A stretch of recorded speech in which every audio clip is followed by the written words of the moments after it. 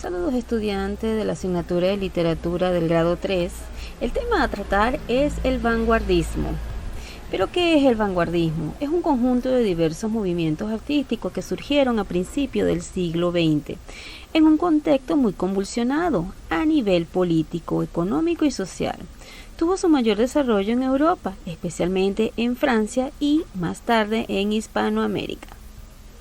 El término vanguardia significa guardia avanzada y comenzó a utilizarse como metáfora para las actitudes culturales de fines del siglo XIX, en especial a las corrientes literarias y artísticas que confrontaban el orden actual establecido.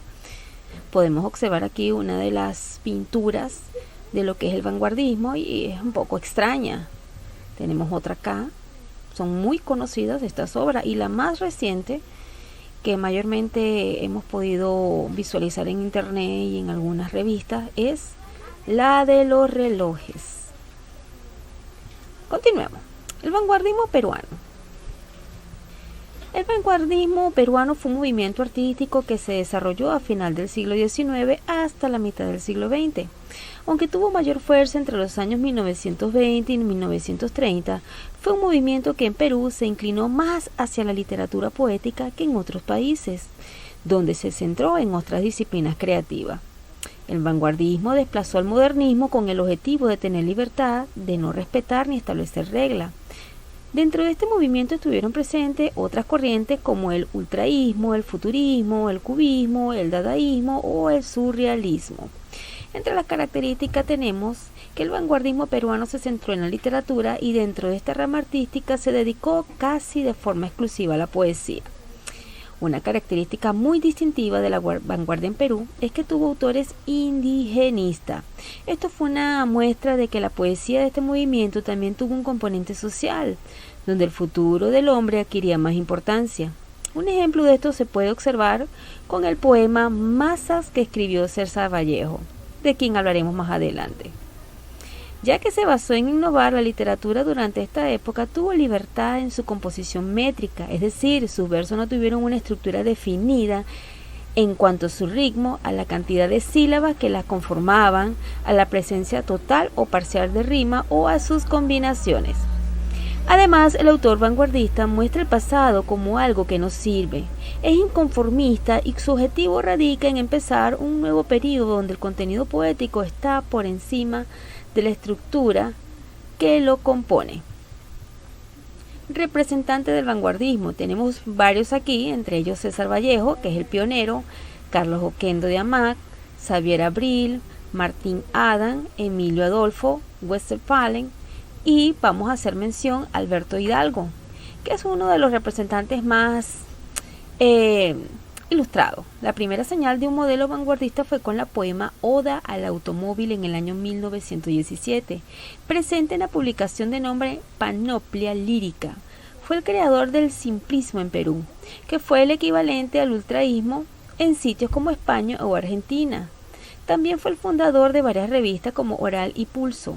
No solo se dedicó a las manifestaciones poéticas, sino que también publicó cuentos. Su trabajo cuenta con más de 30 obras, la mayoría de ellas publicadas en Buenos Aires, donde tuvo una gran influencia. Aquí lo tenemos al señor Alberto Hidalgo. José Carlos Mariátegui. La revista Mauta, que se erigió como la más importante del vanguardismo peruano, fue una creación del periodista y escritor José Carlos Mariátegui. Esta publicación iba a tener el nombre de Vanguardia en un principio. Los artículos que se publicaron en Amauta tuvieron la función de ayudar a comprender el proceso renovador que se estaba viviendo en el Perú y en el resto del mundo, aunque Mariátegui no consideró a su revista como una publicación vanguardista, sino como socialista, y aquí lo tenemos. Por último, voy a hacer mención a César Vallejo. César Vallejo publicó sus primeras dos obras en Perú, Los Heraldos Negros y Trilce, que fue su obra maestra y se convirtió en la expresión más representativa del vanguardismo peruano y tuvo un gran impacto a nivel mundial. Su obra no se centró solo en la poesía, se destacó también en la narrativa y en el teatro. Además, publicó crónicas e hizo traducciones, específicamente del francés al español, aunque casi todo su trabajo lo realizó en París. Es considerado como uno de los autores peruanos más importantes de esta época, y entre ellos tenemos también una institución universitaria que lleva su nombre. Entonces vamos a hacer una breve comparación de lo que fue un vanguardismo a comienzo de su movimiento y el vanguardismo aquí en Perú. Comenzando el vanguardismo en otros países se centró más que todo en la pintura, como vimos anteriormente en las obras que les mostré.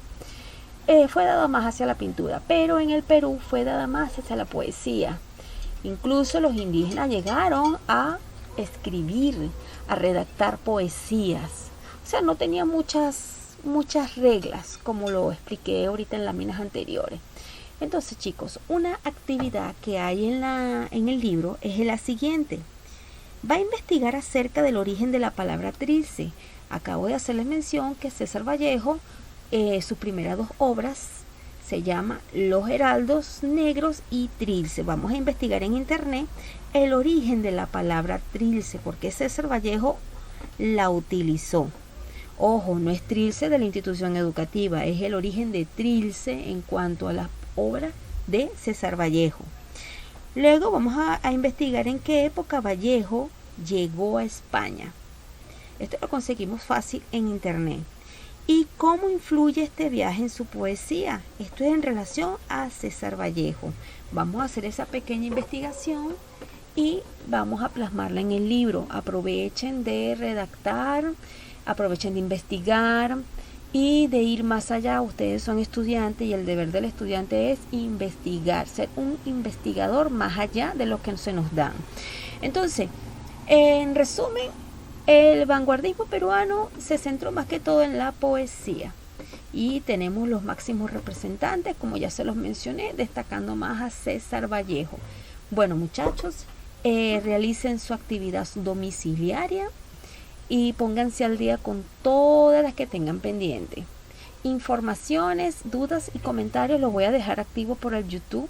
Cualquier cosita me escriben por el YouTube, chicos, pero ya saben, respetando las normas de lo que son las opiniones a través de este medio tecnológico. Un fuerte abrazo y se me cuidan. Nos vemos en la siguiente teleclase.